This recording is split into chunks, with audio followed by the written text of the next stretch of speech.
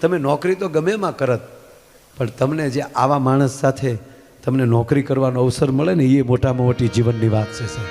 આગળ આવડા ભાઈ વિડીયોવાળા ભાઈ એ મને કહેતા, મને કહું એટલા વર્ષથી સૌજી કાકા સાથે માણા ગૌરવ લે.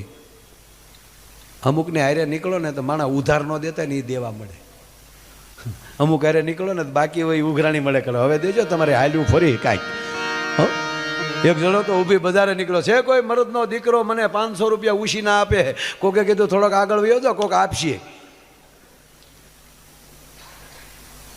જે જીવનમાં લાગણી અને ભાવ ન સમજી શકે એવી વ્યક્તિ સાથે રહેવું નહીં. જ્યાં લાગણી હોય, જ્યાં ભાવ હોય. એટલે મૂળ વાત એ કરતો હતો સાહેબ, એક નાનો પ્રસંગ યાદ આવ્યો એટલે કહું. દીકરી જેવું પાત્ર. હમણાં દિવાળી ઉપર એક દીકરી